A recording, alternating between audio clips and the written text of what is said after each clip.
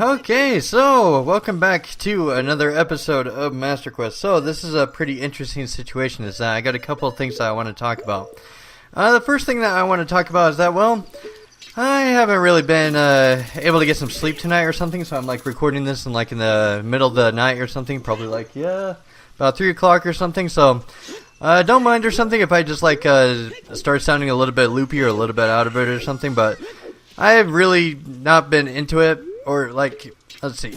I'm kind of tired and things, but at the same, oh man, did that stupid sun seriously just, fun. I just keep my eyes off of the night thing for just 1 second here in Gerudo Valley, and I swear it just instantly turns daylight. It's weird. Because, I know there's, a Skulltula or something, right here. Yeah, there we go. Man.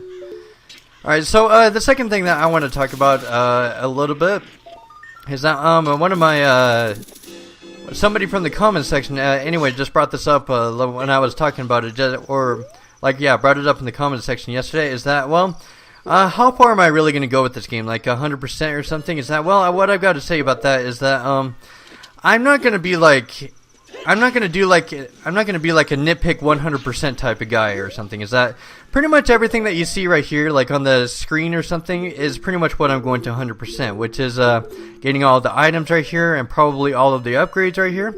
And probably getting all of the golden Skulltulas and pretty much all the heart containers, all of the songs, all of the medallions, just pretty much everything like that. I'm not really going to get obsessed over the gossip stones or doing this little thing or doing that little thing.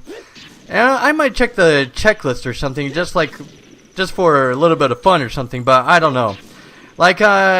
Usually, for me, with video games or something, is that I probably mentioned this in quite a few countdowns or something, is that I'm an achievement hunter, but I'm not a completionist.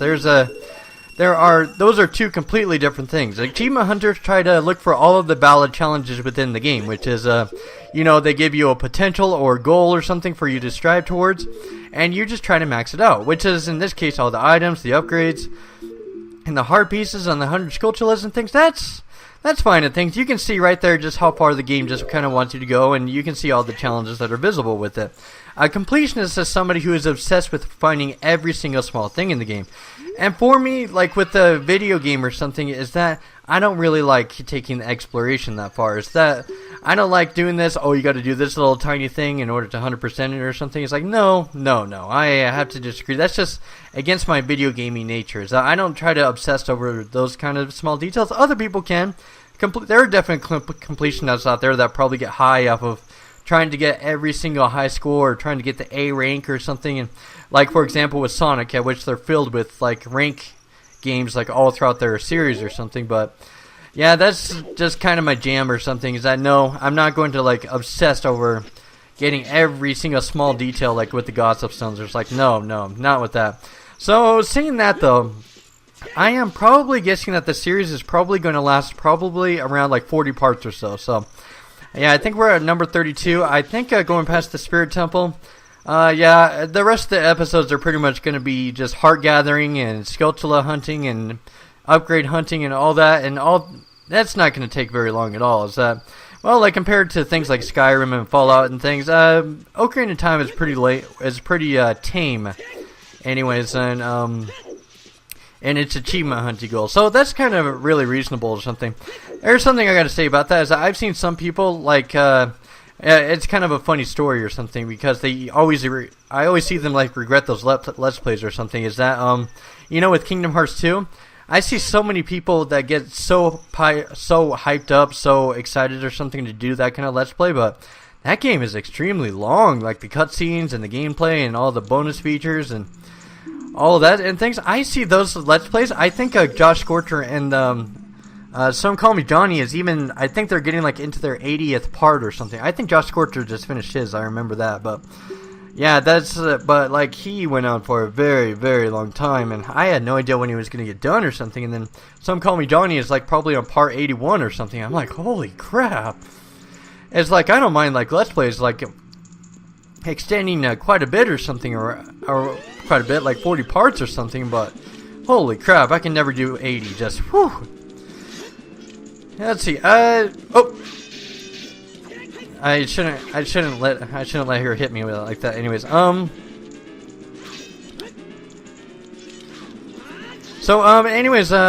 see. I was just gonna talk about something. Is that oh, I forgot. I'm tired, so I don't really remember anything. That's the fun part of being tired. Anyways, I'm probably gonna do a little bit sloppy against this boss though too. I don't really care or something. I got 14 hearts. Yeah, just keep stabbing. That's all you gotta do. Unless she like captures me or something. Let's see. I'll just like jump to the side or something, and that happens. That's the fun part. But it is really cool though. Like it's kind of an interesting concept. Like coming from the Gruta Valley or something that it's no secret or anything that it kind of emphasizes men quite a lot in video games. Like ever since the beginning, like Mario has to go save the princess, and then there's like Samus Aran or something, like the Metroid series or something that kind of give girls their name out there in the video game market, which is fine and everything. But I'm going to say something completely honest, is that I don't really care a whole lot about the gender of my characters in my video games. Is that I never really been one of those people to really just say, oh, it's a girl and things, you know, it's an instant like or something. Or it's like the thing is though, is that I look at people more like individuals rather than gender or something. It's because for example, like Dynasty Warriors or something, there are some people, both from the male and from the female side, that I happen to like. Like, for example, I like Wang Yuanji, which happens to be one of my favorite females of all time, because I've seen her do some stuff in the game that's, like, I've never even seen men do or something. Like, she is such a leader and takes the initiative in some points that I've never even seen most men do or something, and that's something to be complimented for. However, there's another female in the game, and I just hate her guts. And that's just because, well, let's see, what's the word or something? Is that I don't really like people who boast about them like being rich and that they are all-knowing and that they just kind of talk down to other people or something. So the reason I'm really bringing all this up or something is that I don't really get into the whole, well, if there happens to be a female around, then you know what, you should get all excited and things because it's complimenting the females and everything, but I don't really look at video games that way. I just look at it as a boy. Well, like of course I'll notice that it's either a boy or a girl or something, but it goes a little bit further than that. It's like I look at people or characters in video games as being a little bit more sophisticated than that. Like that's kind of something that the internet kind of draws up a little bit. It's a kind of a wild controversy. I know that people have complained about it, like how men and women or something are like treated in video games and whatnot, but I don't really look that. I'm not really that type of person to say all boys are this or all girls are like that or something. Oh shoot, I just like let her like spot me or something, but she didn't really do anything about it. I'm tired. You can sue me. But yeah, I do want to emphasize though is that I know that, you know, I do like. There is one thing I do want to say that I do like seeing about it is because since females are not really as presented as often as males or something, they are a lot more interesting to look at. Or I just made that sound so wrong or something. Well, since I'm a boy, okay, I admit it and things. I like looking at girls and things. But since they're more rarely seen or something, their personalities are a lot more interesting to see. Like, well, like, you know, there's like the damsels in distress trope that we have and things, and then, well, it's kind of interesting. It's like, how much are they going to be leaders? How much are they going to be more manly? How much are they going to be more feminine? Or they're a lot more interesting to see, like personality-wise or something to see. But I have seen my share of men or something that have a little bit more feminine qualities though too. So I'd have to say that on that side, I like to see and just kind of see what games explore or something from those kind of perspectives. But yeah, that's one thing with the internet I highly disagree, is that some people say, oh, all men do this or all women do this. It's like, no. Is that I look at people entirely as individuals. Is that true?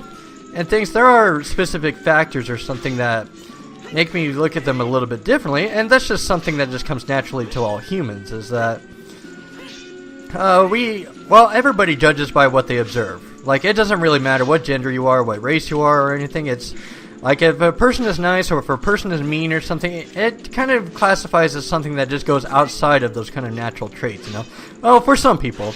But for me, I'm not really one of those people. I judge people entirely by their personality, not really anything, and not anything from first impressions from what they see. Because, like, yeah, I've had my share of men or something I've come across where I like them and some of them I hate, and then there are women I've come across I like some of them and I hate some of them.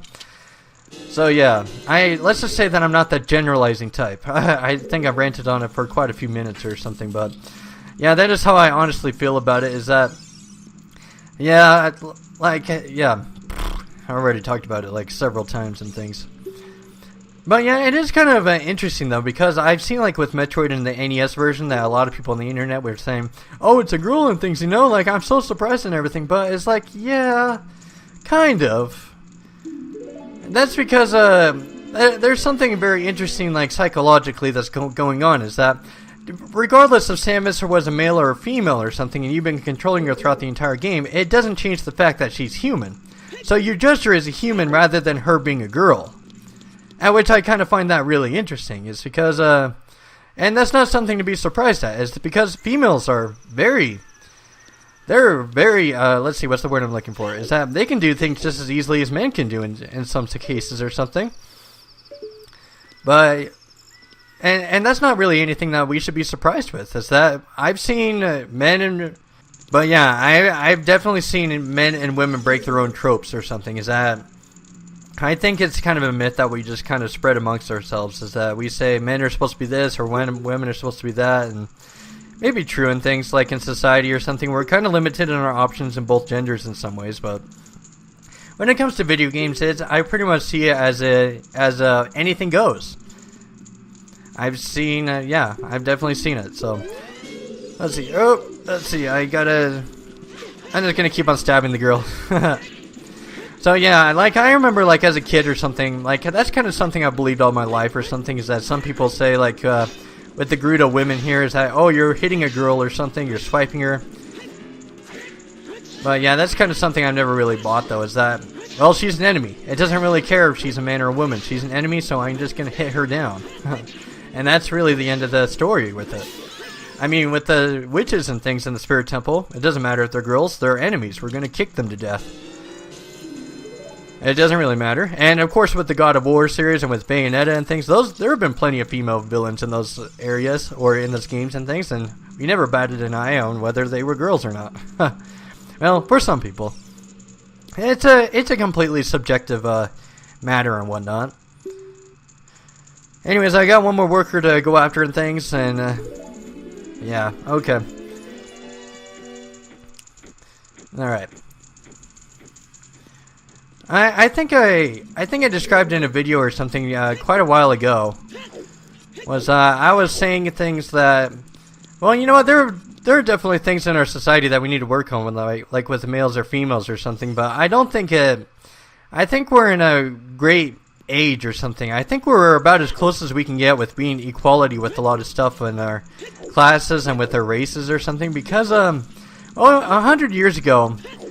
Divorce was invented. It was probably around like 1905 or something. Divorce was invented, and so men could actually start filing for divorce. It wasn't until 1969 or something around there where the women could start filing for divorce or something. But the end goal is that women can do a lot of stuff that men can do nowadays or something, like in society. They can go to college like we can. They can go to school like we can. And there are definitely things like on both sides. Both genders have their weaknesses. Like, for example, men are more obligated to go to the military, at which some men don't really want to participate in anything with that. With women, there's the wage gap and things, and there's various other things. But I think there's a lot of things we should be grateful for in our society or something. We just have so many things just going for us that, well, we should really appreciate just how equal we are right now. And so, yeah. Man, I can't believe I've been ranting on the subject for so long and things, but I find it a really interesting subject. Like, all throughout the internet and things, I come across, like, videos or something, like, of, I don't know, like, feminist things, and, oh, and you know what I mean. Like, sometimes, let's see, if I remember, nope, I haven't been through here anyways. But yeah, on the internet or something is that, well, it's not something that I'm into as much anymore, but I used to look up feminine videos or something. because I thought it was like the right thing to do or something, to really just watch how women's rights are like being presented or something. But I think there's kind of a bigger problem that kind of comes out of it. No offense or anything, like going for feminism by itself or something, I think that's a very honorable thing for a lot of people to do. Like, I don't think there's anything wrong at all or anything of going over women's rights or something and promoting them. I think that's a very honorable thing to do, and I think anybody who wants to do that, awesome, you go and do that. However, it's the way that the internet kind of executes it that I'm not really a fan of, and how those feminist things kind of go. Is that, well, let's pretend that there are two different feminists or something. Let's pretend that they're like in a debate or something, and they're like talking about their views or something.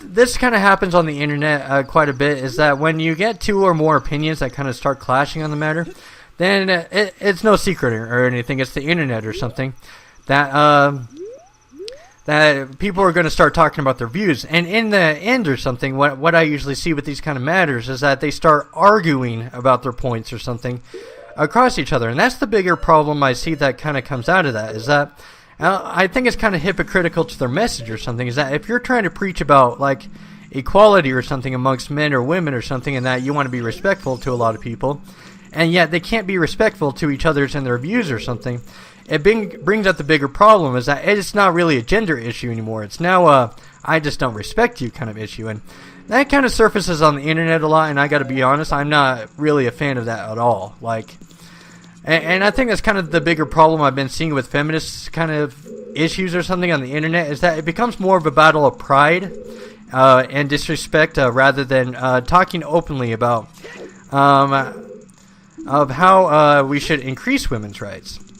I hope you guys know what I'm talking about. I can't believe I spent an entire episode just talking about this, but yeah, like, I think it was probably about a couple months ago or something, I was like reading up on feminist videos and things, and I got into them for a while, but it always comes back to blame, and I really don't like that on the internet, is that it changes from a subject of increasing women's rights to I want to blame another person or pick on them, and it's, in my opinion or something, it's not very productive. Is that trying to increase, it comes back to why I don't really like the internet in the first place, is that, well, the internet likes to find a lot of interesting subjects and try to pick on people, or they try to find negative subjects or something and they try to encourage it around the internet, which I don't like that.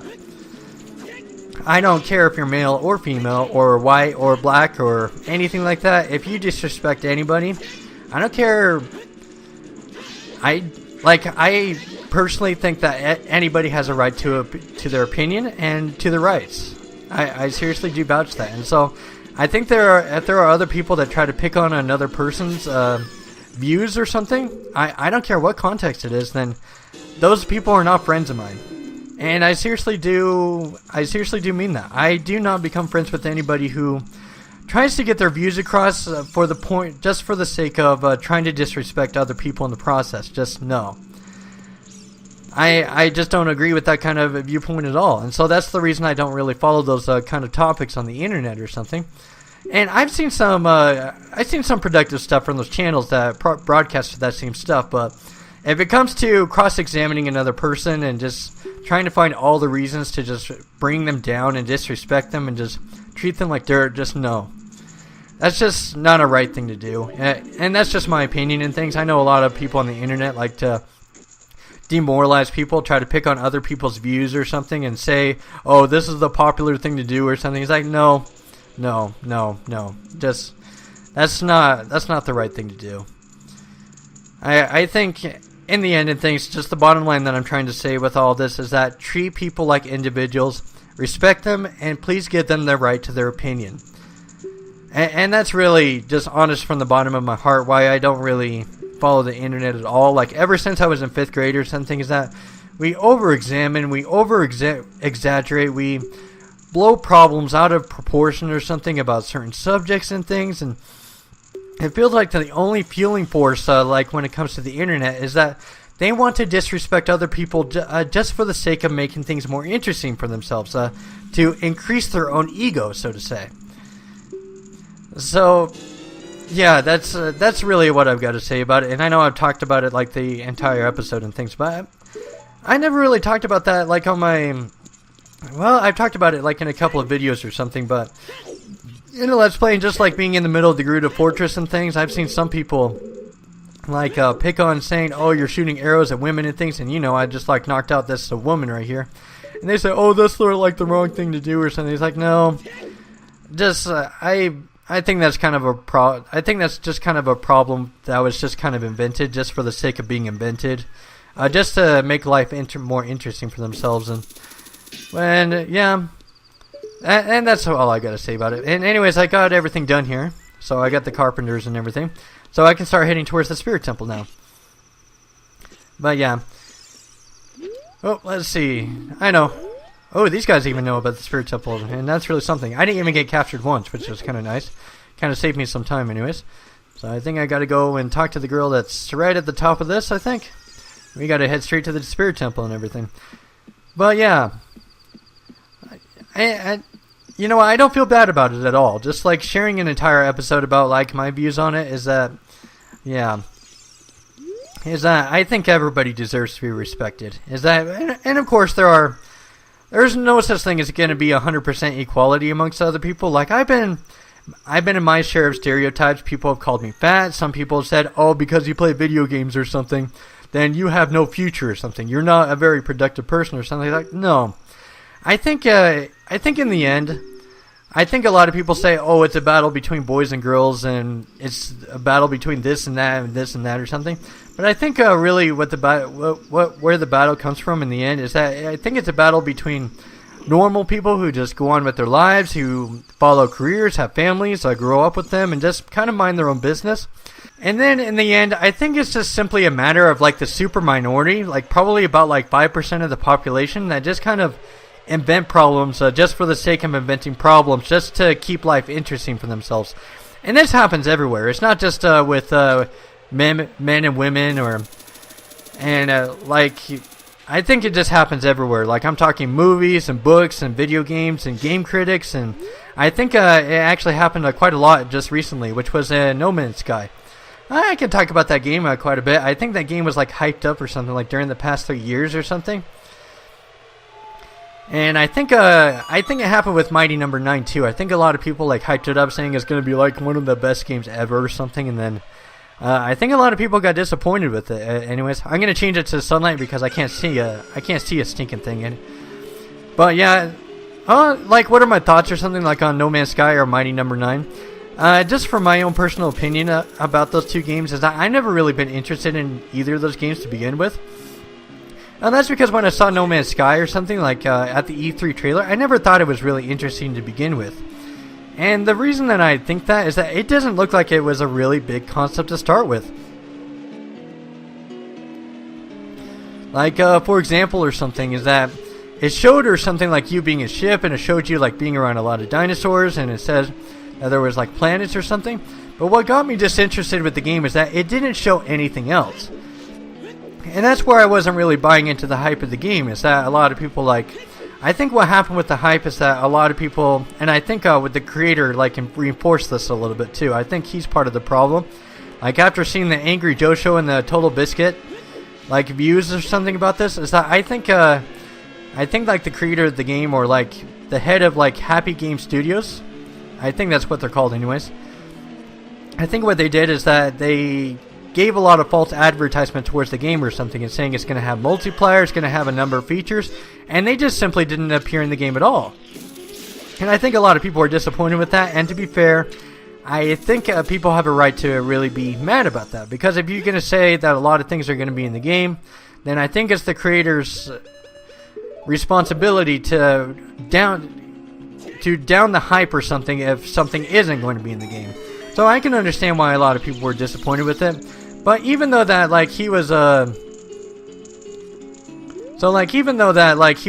up the game or something, I still wasn't buying into it, because all we saw was just really basic footage, not really something to really get hyped up about. It just looked like a basic survival space exploration game to me. And despite that the guy or something was like hyping up all these features, I never bought into it anyways, because, well, I just knew that he was an indie game developer, so I just knew that, like, indie game developers or something, they brought us some awesome games like Shovel Knight and a number of other classics and everything.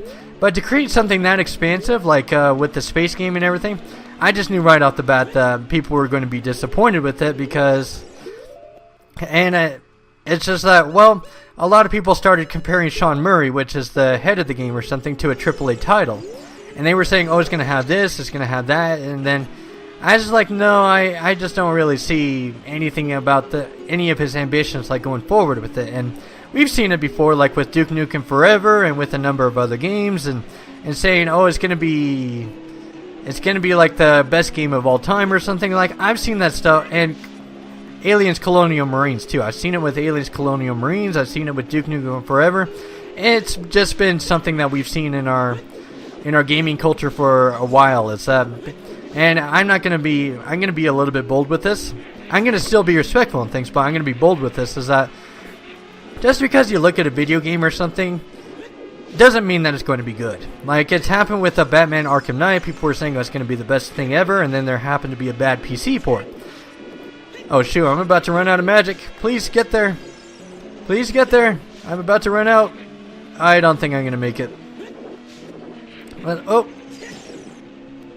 Darn it, it's a green rupee. Darn it, I'm not going to make it. Unless I just happen to barely make it. Come on. Come on. But yeah, that's just kind of something that I kind of prepared for. Like, all throughout gaming history, I think ever since like 2011 or something. I think a lot of people, well, like with video games or something, because they have big development plans or something, there's just so many things that can go wrong with video games nowadays that, you know what, just prepare for disappointment and just kind of have fair expectations about a video game. It might not be the best game that you ever played, but it might not be the worst. Just be cautiously optimistic about it. But if you don't know really too much about a video game, like for example with No Man's Sky, or with Mighty Number 9, I think there was like a previous employee or something that used to work on the project or something, so everybody's saying like, oh, it's going to be the best game ever. It's like, no. Just because you have like an A team of like all these people that like surround themselves around like a video game or something, it doesn't automatically mean it's going to be a good game or something. It could be good. Like, don't get me wrong or something. There are definitely some games out there that could be good, but just don't careen off course or anything with the hype train. Like, I'll give you a big example. And I know as a Zelda fan I shouldn't be saying this or something, but Breath of the Wild or something. I know that Zelda has a really awesome resume or something with all of its games or something with Breath of the Wild. But the thing that's kind of worrying me about that game a little bit is that we don't really know a whole lot about it. Is that we know that Link is set into a wilderness and you can like see these structures like here and there or something, and you can like interact with certain objects or something, but that's really it. And I know it's supposed to be like a re-release or like it's supposed to be a reimagining of like the original Legend of Zelda game or something, but the big problem I'm seeing with that is that the original one was back in 1986. That was something that that could work or something that probably worked back then. But by 2016, it's very interesting on how Zelda fans are going to see something like that nowadays. Is that something that could probably work for 2016 standards, or could there be something about the game that could make it really lackluster? Like, could it be a disappointing game or something, like No Man's Sky or something? We don't know. We will not know how good a game will be until it is released. And I think, and again, I'm going to be bold or something. I'm going to be a little bit respectful. But don't automatically assume that a game is good before release. If you have not played the game, we don't know the final line of what will happen with the video game. It doesn't matter if Zelda has like 18 awesome video games or something underneath its belt or something, and it's known for having an awesome reputation. Remember what happened with Star Fox Zero? Is that a lot of people, well, Star Fox has a pretty good lineup of games or something, and that turned out to be a disappointment for a lot of players or something because the controls were like really wonky or something. And I gotta agree with that. Is that I think it used a very weird control gimmick or something. So something like that could very easily happen with Breath of the Wild. And I'm cautiously optimistic. Breath of the Wild, I'm pretty sure that it will be a good game, but in order to like not set myself up to be like really super angry or something with the game or something, just kind of leave room in the back of your mind that there could be stuff that could potentially make it a game breaker. Because remember, it's borrowing it's borrowing stuff from the 1986 Legend of Zelda game. It's doing something that it did 30 years ago that worked, but could it work with 2016? We just don't know.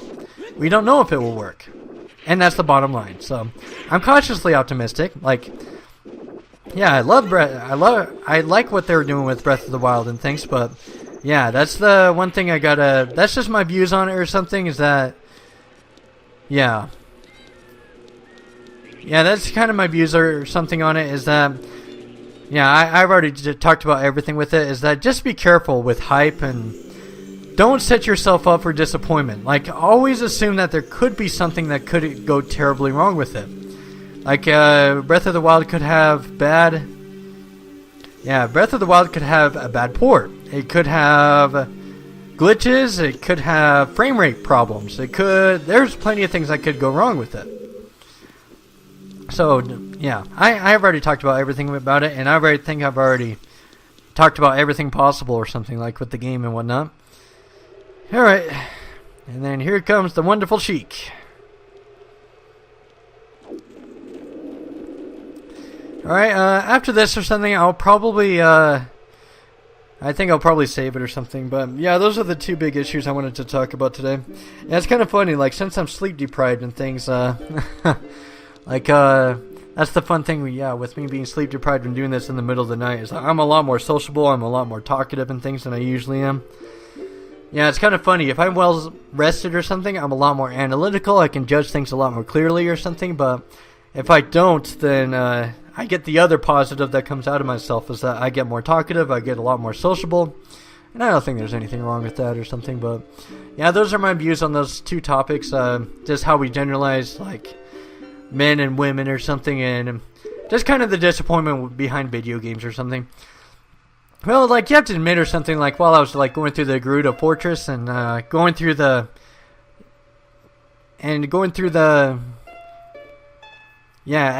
all the way through the sand thing, is that there wasn't really anything interesting or anything that was going on in the environment, so I just thought it'd be a good time to bring up those topics anyways.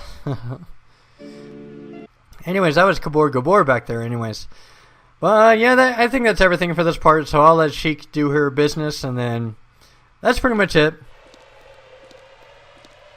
Always shying off away from Link anyways.